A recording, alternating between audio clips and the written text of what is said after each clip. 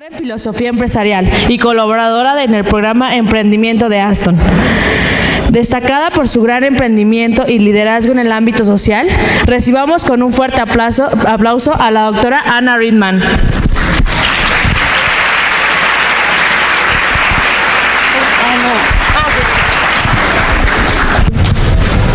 Hello. So my name's REBMANN. It's very nice to be here with you, and I'm going to talk to you this session about social entrepreneurship. So I am a lecturer in entrepreneurship at Aston Business School. So I teach entrepreneurship, but I also do research on entrepreneurship. And in the last few years, I've been really interested in social entrepreneurship and the phenomenon of social entrepreneurship. So I'm very excited to be here today to talk to you about this. So, first of all, why do we talk so much about entrepreneurship? Just to put this in a more general perspective. So, you see lots of governments will be talking about what are they trying to do to promote entrepreneurship. The reason why I am here today is part of a project with the British Council, with the University of Celaya, to promote entrepreneurship and entrepreneurial behaviour and employability. So, it's a really key aspect of the economy that governments, policymakers are keen to promote, as well as universities. And the reason for this is that entrepreneurship gives rise to things such as job creation, economic growth, and economic development. It really is one of the fundamental parts of the market economy, the capitalist process. But why we've become more interested in social entrepreneurship is because we realise that this is not all that entrepreneurship can do, but it's also important if we want to solve social and environmental problems that we face today. Because entrepreneurship is about innovation, finding new ways of doing things, but social entrepreneurship is also about finding a way that we can do this that's sustainable economically, so that there's money behind it to enable us to solve these problems. So when we talk about entrepreneurship, I quite often in my classes ask students to tell me some names of entrepreneurs, and what they generally come up with is people like Elon Musk in the top corner there, Steve Jobs, Bill Gates, or Mark Zuckerberg for Facebook. So we have these stereotypical representatives of what we think of as entrepreneurship. And yes, these are entrepreneurial individuals. They've started companies that have grown enormously and affect most of our lives. But entrepreneurship is more than just this. And if we just focus on these really successful cases and these specific cases from Silicon Valley and the technology industry, then we ignore where entrepreneurship can be part of all of our lives. So what I want to do is to introduce to you a broader definition of entrepreneurship, just so we're on the same page. And this is a definition that comes from, it's been adopted by the European Union as its basis for promoting entrepreneurship and for developing programs to help students like yourselves become more entrepreneurial. So they define it as entrepreneurship is when you act upon opportunities and ideas and transform them into value for others. The value that is created can be financial, cultural, and social. So what's key here is this aspect of opportunities, seeing opportunities out there, wherever they may be, but then acting on them, and doing so that it creates value. But what's important about this definition, which takes us away from maybe our stereotypical views of Silicon Valley, is that this value is not just financial, it's not just economic, it's also cultural or social. So we're not just talking about profit-orientated businesses here. This includes all types of activities, and it can include social entrepreneurs. It can also include artists if they're doing something cultural, shifts ideas, changes things. Politicians too. So, with that kind of general definition in mind, I want to move on to how do we actually define social entrepreneurship? What is it that we're talking about when we are talking about social entrepreneurship? And this can be problematic because, as with entrepreneurship, there are many different definitions that are out there, and there are debates about who should be thought of as a social enterprise. But the definition that I've put up here is one that is becoming more and more accepted in the literature and also for policymakers. And this is where they understand social entrepreneurship as being part of entrepreneurship, so that broader meaning that I just talked to you about, but that this is entrepreneurship that is really there to, as it says here, primarily explore and exploit opportunities to create social value. And the aim is really to stimulate social change and meet social needs that are not being met. So I've got some examples here of different social enterprises. And the Crimean Bank is one of probably the worldwide most famous social enterprises. It was set up in Bangladesh in the 1980s by Muhammad Yunus, who was an economics professor in Bangladesh. And he saw that there was a big problem of rural poverty, and that one of the issues for people in the villages there were that when they needed money, they couldn't go to the bank to get credit. So what they did, if they didn't have money, the only way that they could get this money is from loan sharks. So loan sharks are individuals who have money to lend out, but it's kind of informal, and quite often if you don't pay back this money, first of all, there's very high interest rates, so it's a very costly way of borrowing money, but if you don't pay it back, there might be violent repercussions. So it can be quite a problematic way to borrow money.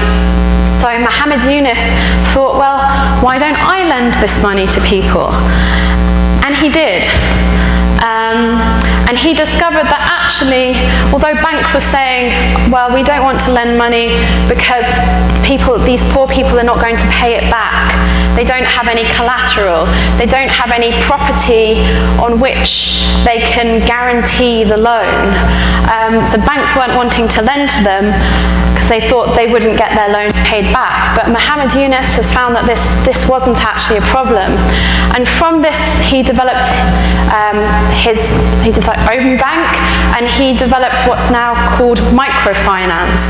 So he is the person who instigated the microfinance industry, and due to this and due to his efforts to help eradicate poverty, he was awarded the Nobel Peace Prize in 2006.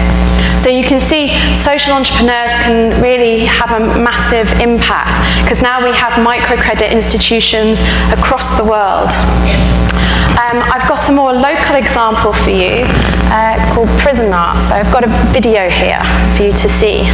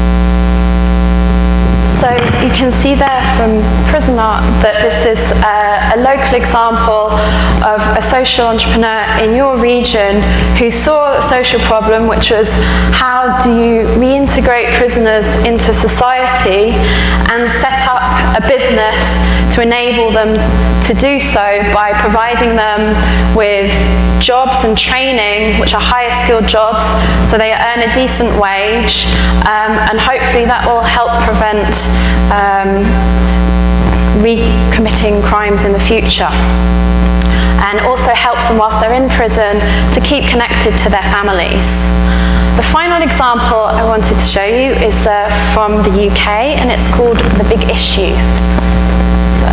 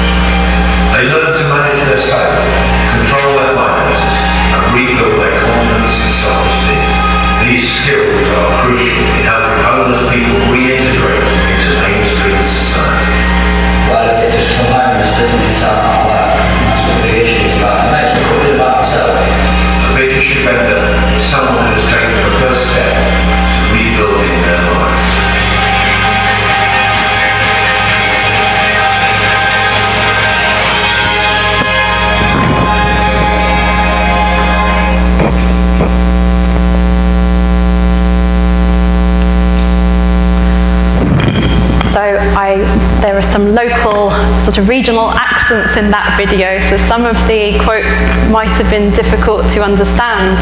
But the aim of The Big Issue is to help homeless people, and homelessness is a big problem in the UK. And if you actually visit the UK, you'll probably see a Big Issue seller at some point.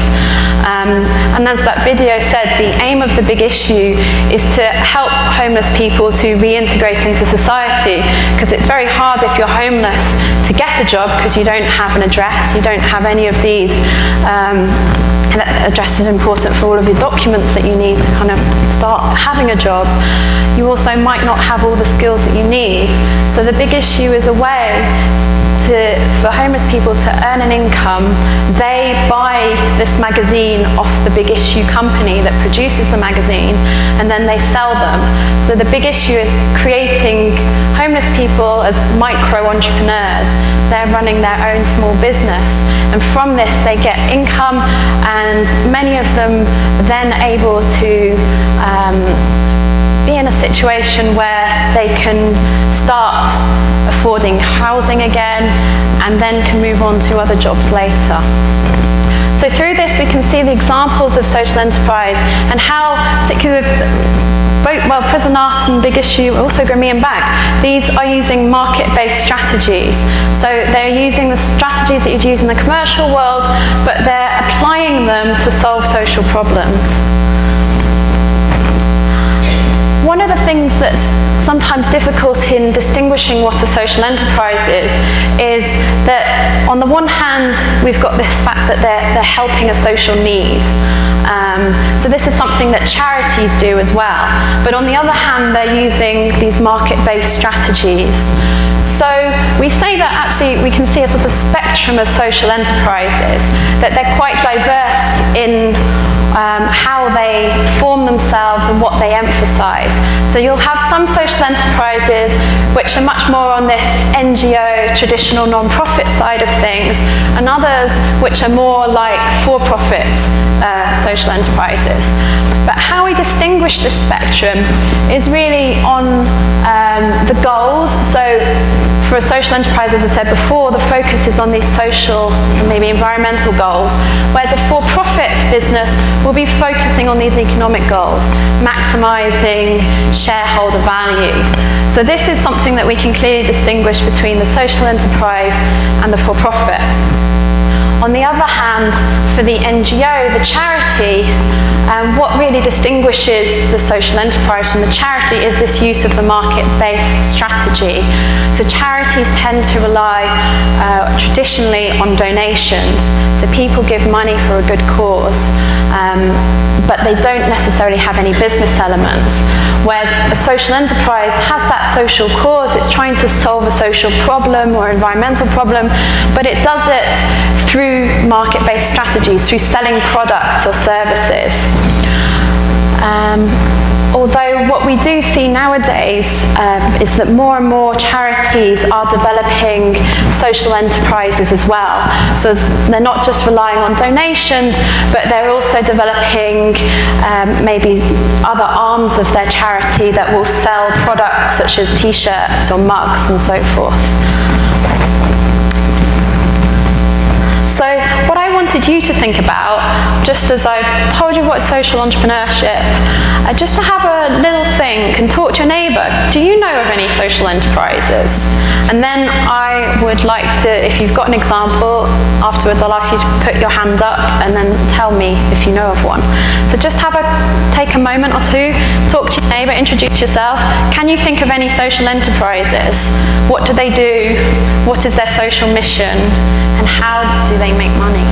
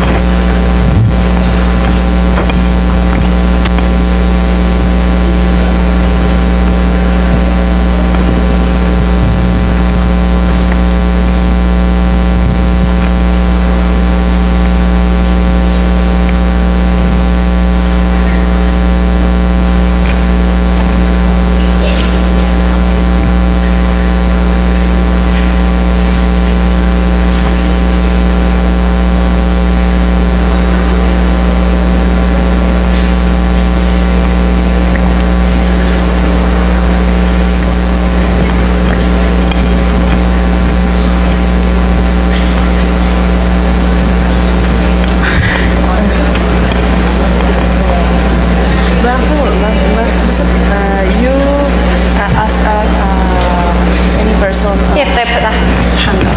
Yeah. It's here. Yeah.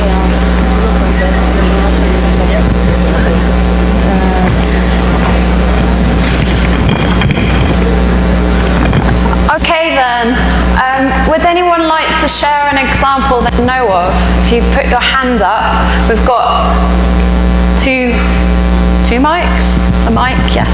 Would anyone like to share an example of a social enterprise? Hands up.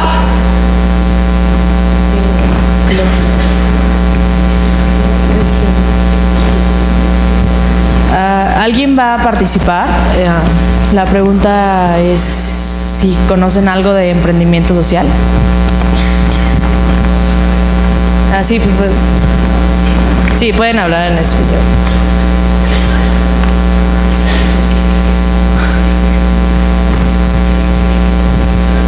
Creo que no quieren participar.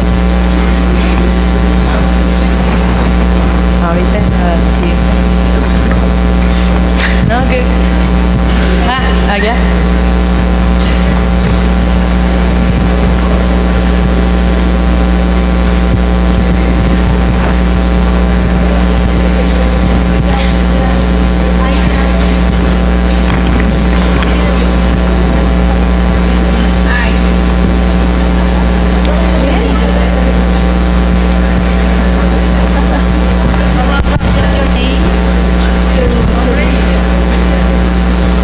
Okay, well, my name is Stephanie Balcázar Sanchez, and the name of the social enterprise, we don't remember about it. They barely did it a few months ago, and they sold in a low price eyeglasses for the children and the people that need it. So, well, they made money with the low price they gave it. I mean, I think the cost was of 100.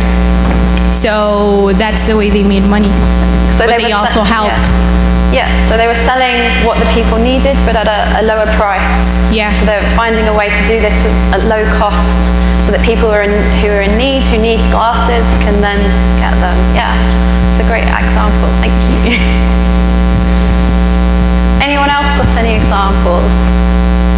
Anyone? No? Well, thank you very much. I think if you start looking around, you can notice that there are more social enterprises in existence than you maybe realise. So keep your eyes peeled, keep alert.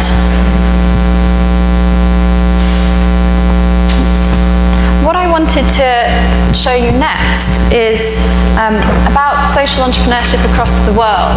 So how much social entrepreneurship is actually taking place.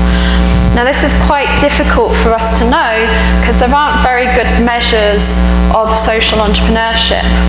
But there's one project which is called the Global Entrepreneurship Monitor, which over the last, I'm guessing on 19 years, has been measuring entrepreneurship across the world. It uses one definition so that we can compare across countries and see what are the rates of entrepreneurial activity.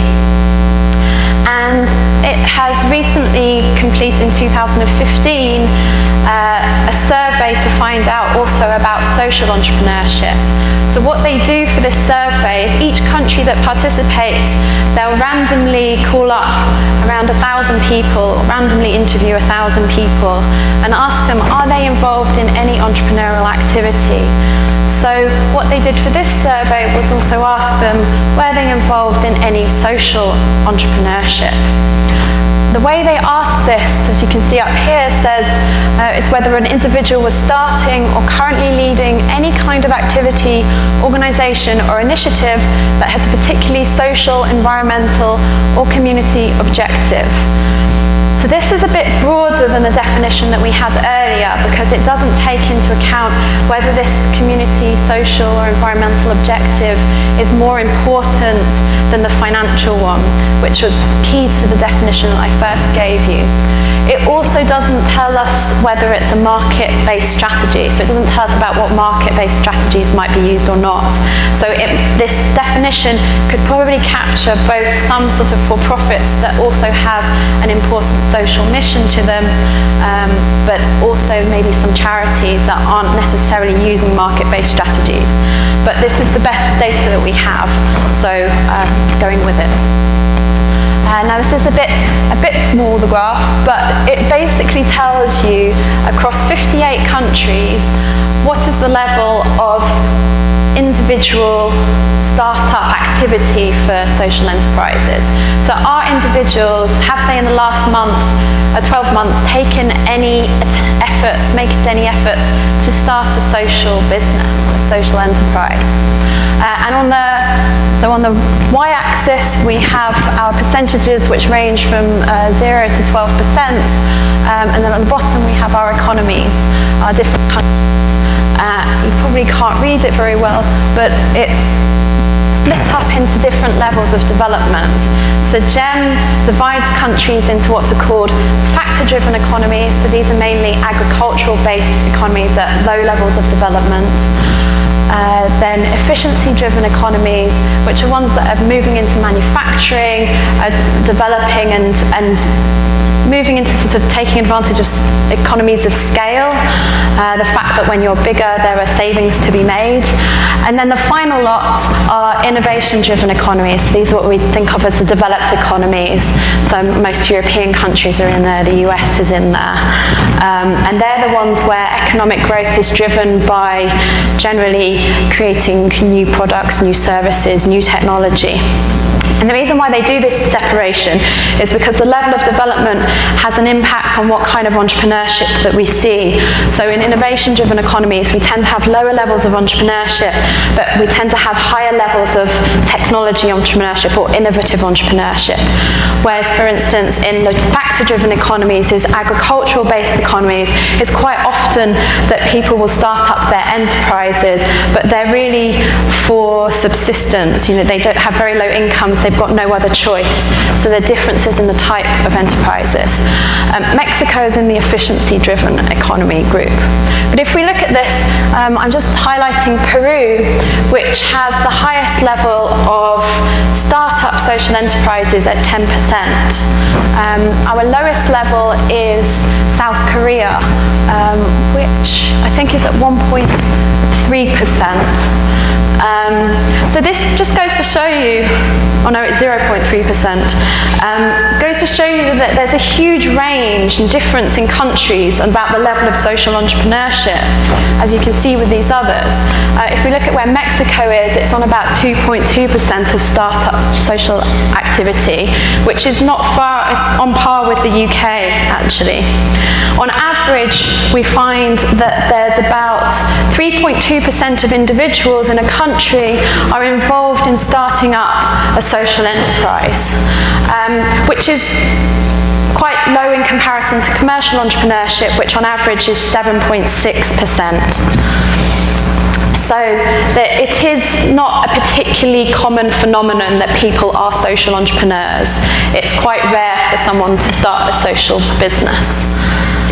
This is looking at these individuals who have already started a business. So these are social enterprises that are over 3 years old, and this is their prevalence level, and it changes slightly. We find that our lowest level now is Iran. They have 0.4% of individuals who are running social enterprises that are 3 years old. Our highest now is in Senegal, which is at 14%. South Korea, yes, has actually increased the number of current social enterprises. Established social enterprises is higher than nascent ones, the startup ones we saw before, at 1.8%. And Peru has fallen as well. Previously we saw it was at 10.1% and now it's at 6%. And what this means, these differences between these two figures are telling you something about how difficult it is to actually start a business.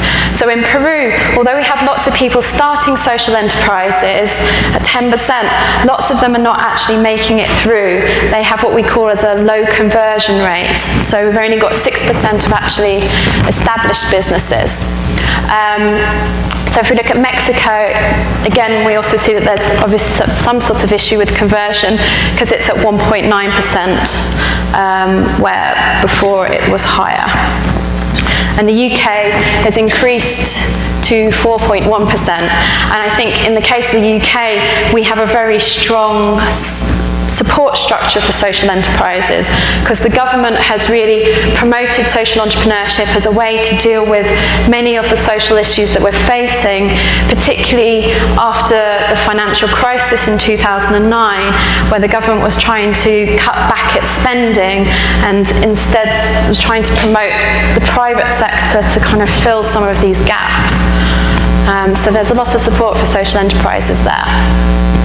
As I said, there was also, the definition I gave you earlier was a narrower definition, that it was saying that social enterprise is not just that it's some kind of activity that's got a social, environmental, community objective, but that it's also its main objective, that's more important than the financial objective, and that it also has this market-based activity. So GEM has some measures for that, but for only 31 countries, and unfortunately Mexico is not within those. But I just wanted to show you this graph, which shows for the established businesses, those businesses that are operational as social enterprises, So the full length of the bar tells you our broader measure that we saw previously, but the blue part of those bar charts here, they're showing you what is our narrower definition. So you can see there's actually a big difference between the quantity of social enterprises in this broad definition. It then falls quite considerably when we're thinking about our narrower definition of it needing to have the social goal as the most important goal and having a market-based strategy. So there's a lot of room for growth in social entrepreneurship. And one of the reasons is that social entrepreneurship really is about solving social problems, and we have social problems everywhere. So I just wanted to link in the entrepreneurship angle here, because one of the parts about entrepreneurs, both commercial and social, is that they're problem solvers. They're seeing opportunities out there because there are problems that people are having, their solutions that are currently going on in their lives are not the best ones, and the entrepreneurs see ways of improving that. So given that there are many social problems out there, there is lots of opportunities for us to find ways to improve our societies. There's lots of ways for us to create social value. Now, I've got another example here of a company, Specialisten, and it kind of typifies, this video typifies how many entrepreneurs, social entrepreneurs, come about starting their business, in that they see a social problem, it affects them, and then they decide, I want to do something to solve this. So this is the example of Specialisten, and when you're listening, I just want you to pay attention to what is the problem that Specialisten is solving, and then how does it do that?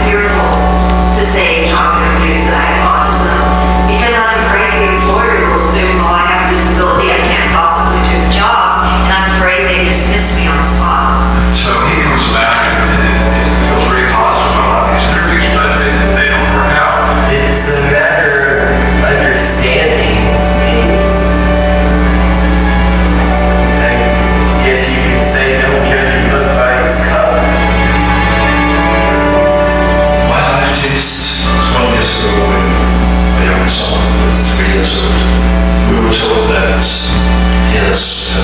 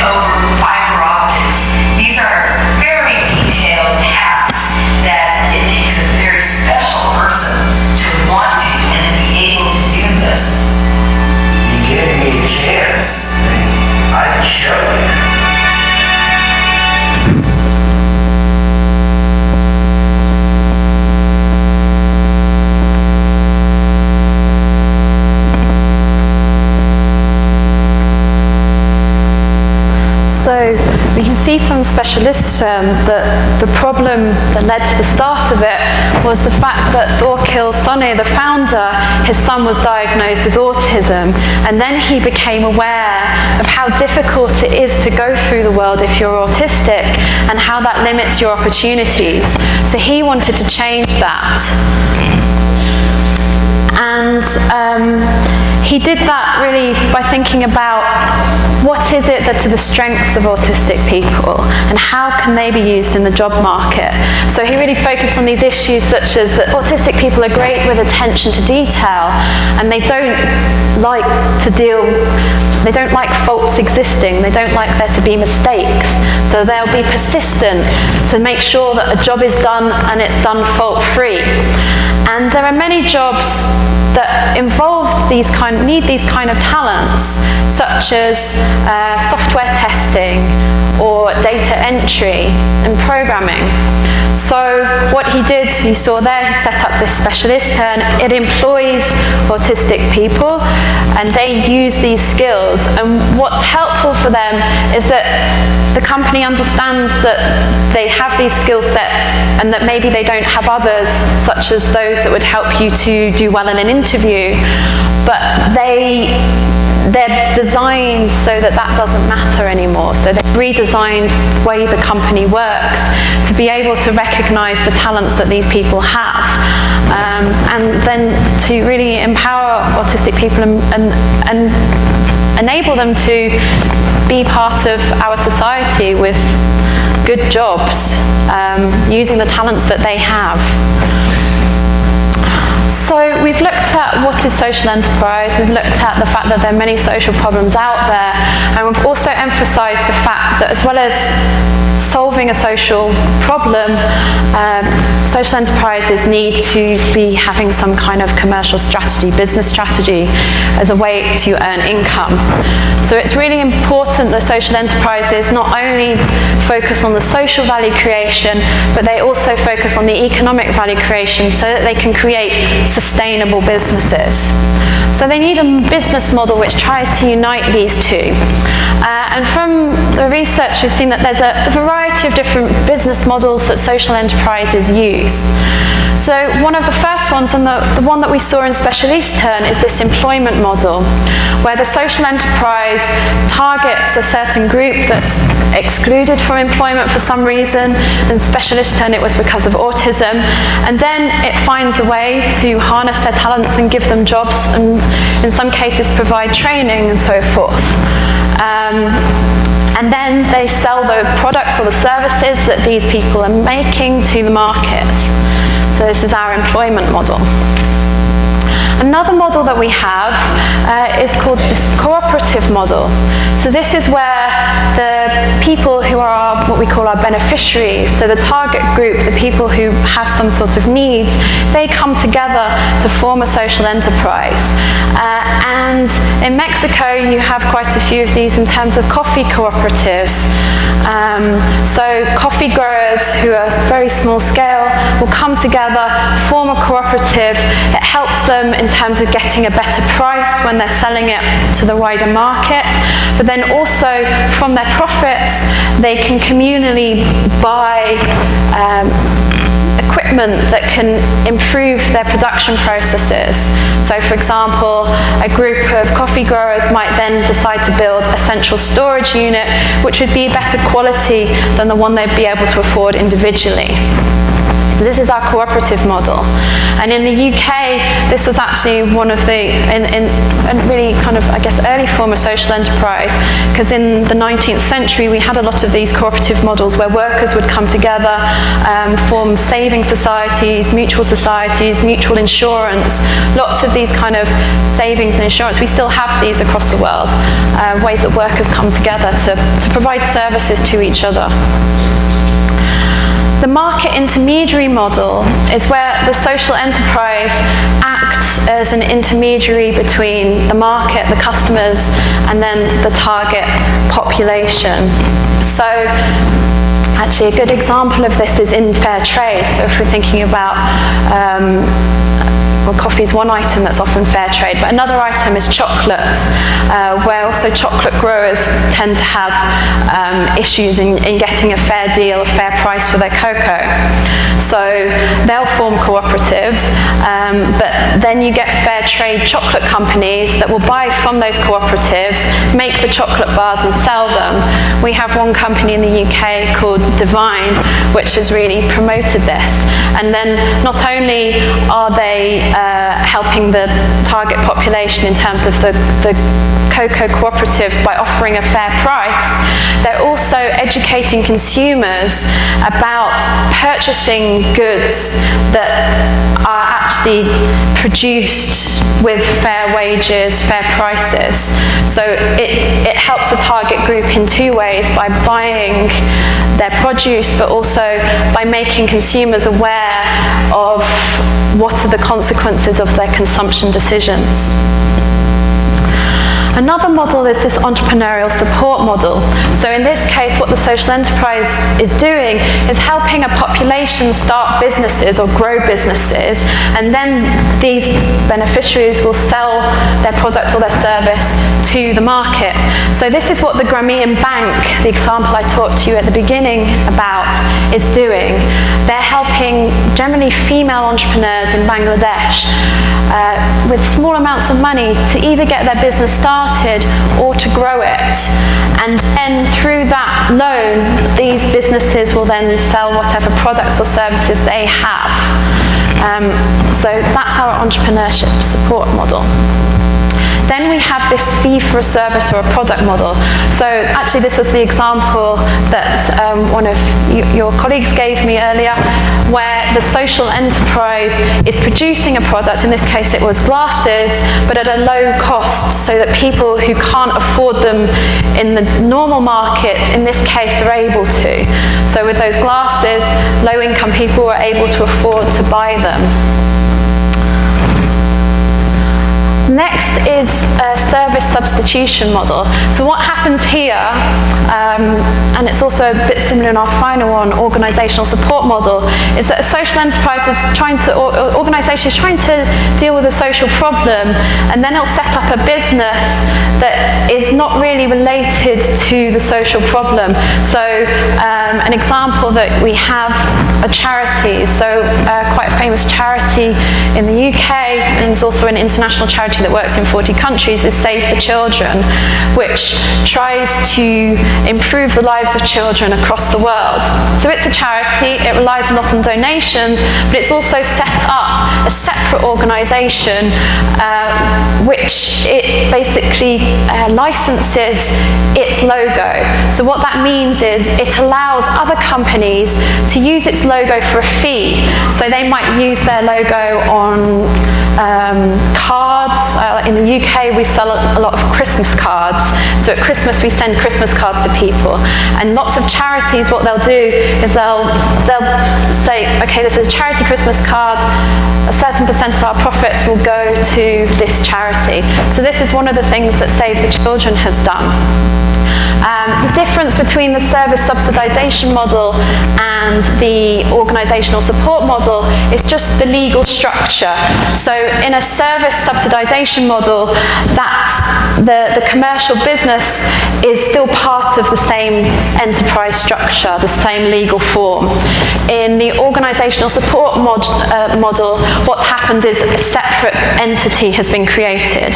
And so this is what's been done with Save the Children. They created a separate entity for corporate licensing, but then all of the profits from that go back to the social enterprise or the charity to be put into solving their social need. So I wanted you to think just for a moment back to prison art. So this was a social enterprise from Mexico, from this region, which was helping prisoners with employment. So it was employing them to create bags based on tattoo designs and wallets and things like that. So we've got three different models here: an employment model, a market intermediary model, and an entrepreneurial support model. So I just want you to have a think, what kind of model is prison art following?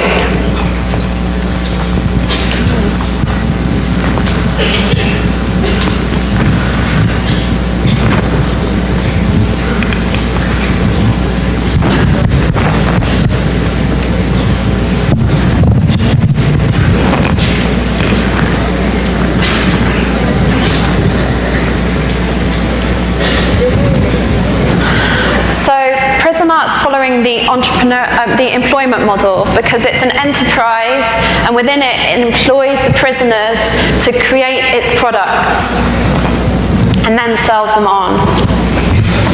When we're looking at these different types of models, we can also distinguish between whether what we called embedded models, integrated models, or external models. And basically what this is talking about is the alignment between value creation in terms of social value creation and economic value creation. So in these embedded models, such as prison art, so the employment model, what you have is that any commercial value that's created is also creating the social value. So through the creation of the products, the bags, the wallets, then what happens is that these prisoners are given jobs and the social value creation is enabled.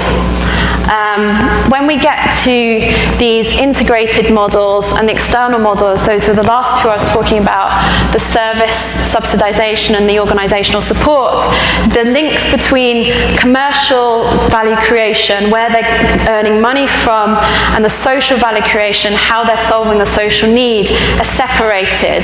In the integrated, I mean, there's more of a connection because they're still forming part of the same enterprise. But in the organizational support model, what we're seeing that they're actually separate entities, although the profits from one are being plowed back into the other. Now, the issue sometimes with the integrated model and the external model is because the social value creation and the economic value creation are not entirely linked. What can happen is something that we call mission drift. A mission drift is where social enterprises, because they're having to both focus on social value creation and economic value creation, they start focusing on one side more than the other. So it may be that they start focusing on their economic value creation. Okay, so we need to sell more products. And then they forget about how they're serving the social need. So this can be quite difficult for social entrepreneurs because they've got this tension between these two parts. And social enterprises are more complex because of having to serve these diverse needs. So I've told you a bit now about what social entrepreneurship is, different social models, business models that are out there. Now I want to tell you about how you can become social entrepreneurs and become involved in social entrepreneurship. And I want to tell you about this organization which is called Enactus. So I'll show you a video which introduces Enactus.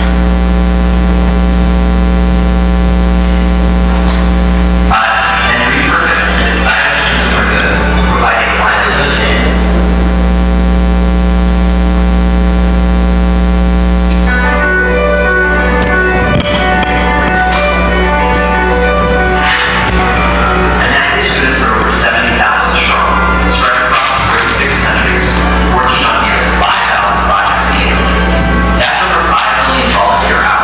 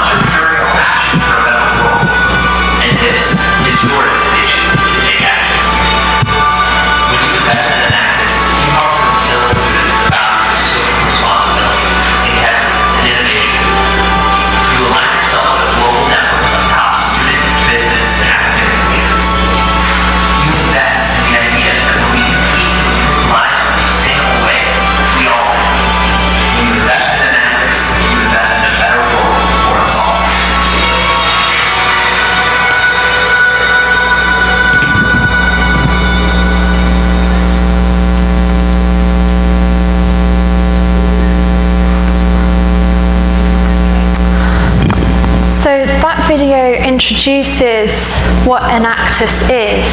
It's basically a student society. So universities across the world, it's in 36 countries, they have teams of students that work on creating social enterprise projects. And the aim of Enactus is to really harness entrepreneurial action in order to empower people. So to solve social problems, to fulfill unfulfilled needs, so that they can improve their livelihoods, their lives economically and socially, and also thinking about the environment. How can we do this in a sustainable manner, in a way that we're not impacting too much on the environment? And by doing so, the idea is that this helps us to enable sustainable human progress, as it said, enable us to achieve the UN development goals. And also, through students participating in this, learning about social enterprise, how to use business in a positive way to help people who have unmet social needs, to develop leaders, future leaders, who are going to be driven by their values and are also going to then contribute to forming businesses or working in businesses which really pay attention to both the social and environmental issues that we face in the world today. So you in Celaya, you don't have an Enactus yet, but if there's enough of you that are interested, you can participate in this program as well. So I wanted to tell you a bit more about it. So how it works is that you just need a group of maybe, 8 students who form a team for your university. And then each team is supported by at least one university advisor. So at Aston University, I'm one of our university advisors as a lecturer in entrepreneurship. There's another one of my colleagues who also acts as a university advisor, who's also a lecturer like me. And then we have another colleague who works in our startup centre, who works as a university advisor as well. And we're there just to mentor the team and give tips and help themselves overcome their problems. On top of that, students will form what's called an advisory board. And the advisory board, they recruit people from businesses in their local area. So on our advisory board, we have a representative from Enterprise, which they're the car rental company, the global car rental company. And they come along every 3 months, and the students report on their progress, and then they get mentoring from that individual too. And us as university advisors, we're part of the advisory board as well. So Enactus helps you also to make these links to different corporations, to different firms who are really keen to engage in this program, because they see it as a good way for students to gain skills and learn about being more entrepreneurial. And they often offer support. So in the UK, we have various grants that student teams can apply for through Enactus to help get their social projects off the ground. Then the next thing is to really identify a social need. So what is the problem that your team would like to solve? Quite often, teams will, if they're bigger teams, they'll work on multiple projects. So if there are different issues that interest different students, they'll have multiple projects going on at the same time. So you identify your needs and then design and deliver a social project to meet those needs, like you saw in the video just now. the students have to raise their own funds to support these social projects. So although there might be possibilities for some initial grants from Enactus sometimes, the aim of it is for students to be creating social enterprises that are self-sustainable, so that you need to think of the way in which you can generate your own income so that this enterprise can continue to work. It's not just a one-off. It's not just reliant on donations. So that's where the entrepreneurship really comes in. And then, as you saw in the video, what happens are that there are competitions. So you have a national competition in Mexico, all the different university teams will come together and compete, and the winner of that then goes on to the World Cup. So the World Cup this year was hosted in London, and we had representatives from each of the 36 countries pitching to show what they'd done, what projects they had put in place, what impact they had had. Because a very important point is also to measure the impact of these projects and ensuring that you can show the judges what difference you've made to people's lives. Yes, so that's the whole process. And as the national competitions and the World Cup, they're also really good experiences for all the teams in terms of learning what are other people doing, and also networking with businesses, because these are all sponsored by businesses, and then you can get lots of mentoring for them. So there's lots of links into resources and networks. So this is taken from Enactus Mexico's website, just to tell you about the impact in Mexico. So there are 101 universities that are involved in Enactus Mexico, and they've put together 140 projects in the last year.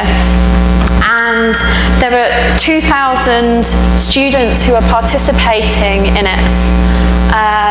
So you can see there's a lot of universities already involved. It's already quite a big network. So this is something that could be really interesting for you to join. So what do you need to start an Enactus project? Well, first of all, you need to identify this need. You need to apply entrepreneurial action, because as Enactus is really founded on the premise that entrepreneurial action can solve these social needs. Your project needs to then lead to the empowerment of others. So you need to think about, really, once you've identified this need, what are you doing to empower the people that you're targeting? You need to have this measurable and sustainable impact on people's livelihoods, so on your target beneficiaries, the people you're targeting. And it also needs sustainability in all three areas: social, environmental, and economic. So identifying a need, this is one of the key parts of the process, because you really need to understand what are the needs in your community. So recently at Aston, our Enactus group is still quite young. I think we've had it for 4 years. And recently we've started a new project with a social enterprise in our area. So the social enterprise we're working with is a community organisation which works in a very deprived community where there is a lot of unemployment, there are some health issues, and there are also issues in terms of why there's unemployment, training and skills gaps, so people don't necessarily have all the skills they need to get into jobs. So they were really interested in getting Aston students to work with them to see what projects we could put together. So in September, we got together with them to try and understand what were the needs of their community. So the important thing here is to really think about who can you connect with to understand these needs, and bring them into your process of of exploration. They need to be participants all the way through the process. So these pictures here are of our brainstorming, talking to the people who are in charge of that social enterprise and who are part of the community as well for an initial first talk. We then went and did a second workshop with people from the community because we identified one of the issues was with unemployment for young people. So then we wanted to dig into that issue in more detail. And it's really important that you get to know your target audience, that you don't just assume that you have this knowledge of them, because quite often our assumptions aren't actually correct. And you also need to make sure that they have, that they're co-creating this project with you. They've got an input. Then you can really understand what desired outcomes you want.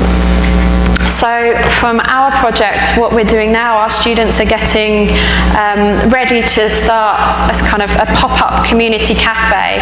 So the aim is that young unemployed individuals will come there and they'll help with the running of the cafe, which will give them training in terms of one of the big issues was actually these young people are not good at turning up on time, so they need to work on being reliable.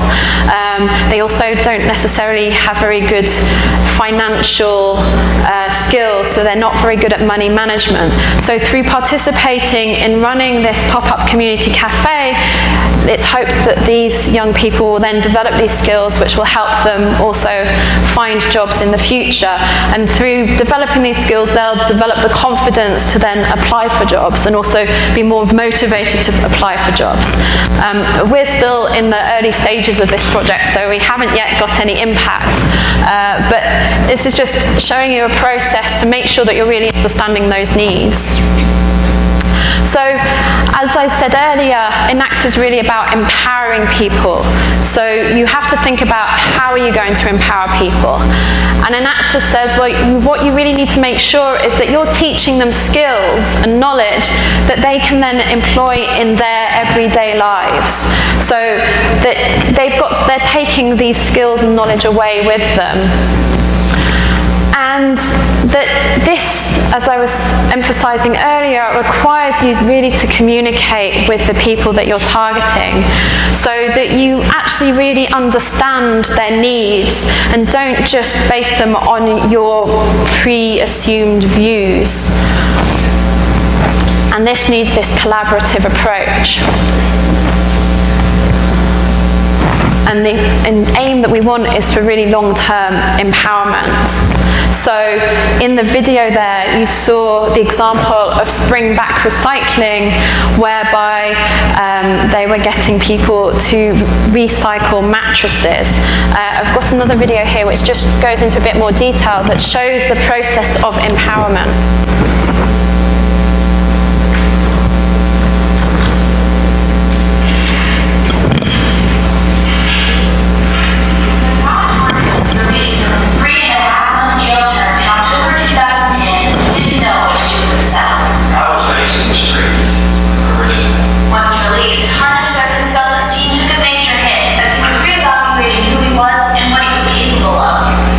A lot of fears, understanding who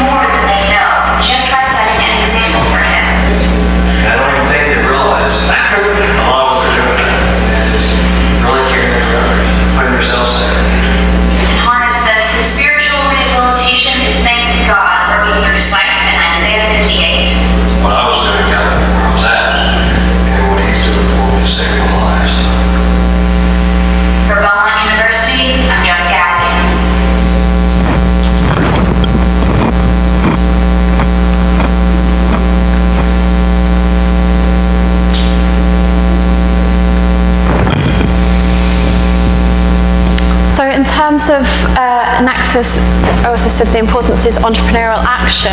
So we want to empower people, but this empowerment needs to occur through using business practices to ensure the sustainability of the projects. So Enactus projects need to be based on innovative business models, or that show some kind of creativity and innovation and entrepreneurship. And finally, an important aspect is that Enactus projects fulfill the triple bottom line. So it's not just about the social value, not just about the economic value, but also about the environmental value. So projects have to make sense in terms of being profitable, in terms of empowering people, but also thinking about their impact on the planet. And best projects, the most successful projects, are the ones that manage to do these in an integrated manner. And here's another example from the video of an Enactus Mexico project, Banners of Progress. So I want to show you this video and just have you think whilst you're watching it, how do they meet this triple bottom line? What do they do to ensure that they've got economic value, social value, and environmental value?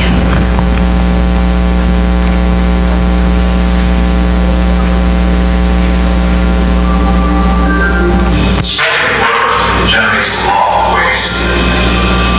In Mexico, vinyl banners pile off without many recycling options.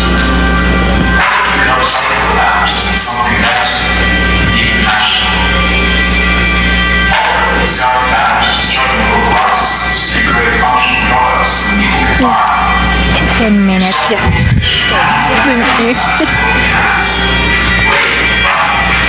This wasn't the idea of a think tank or a corporation. Students conceived and executed it. As members of the Enactus, these students were able to repurpose waste into cheap products that were able to generate income for local artisans and their families. That's the entrepreneurial spirit of humanity, and they are the type of people I want to be in this world in the future. To become a member, visit Enactus.org.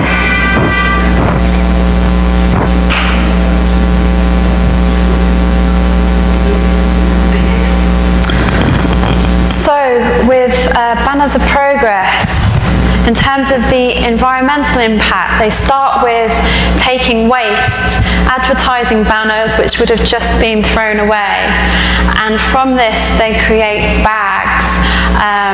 So this is what they're going to sell. So this is their economic side of things, the financial sustainability of the project. And the social impact is that they're enabling artisans to continue to be artisans and helping them in developing their markets and their products. So it creates a sustainable business which integrates all of these three elements. So what I want to leave with you is just to think about if there are social problems that you think need solving in your region, and are there any that you could start working on now, and maybe you could join Enactus and see what impact you have.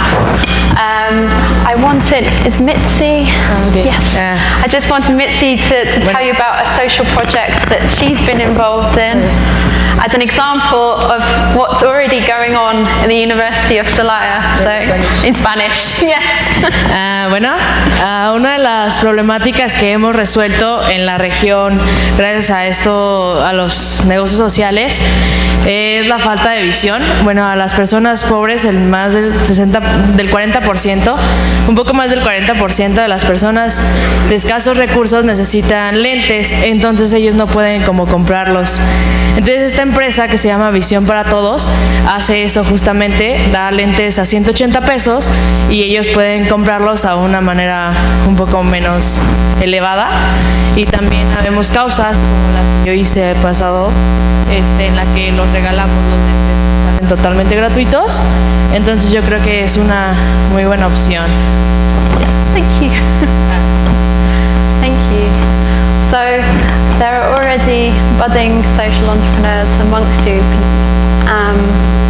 And my final slide is really just, if you're interested, get together, find other students who are interested.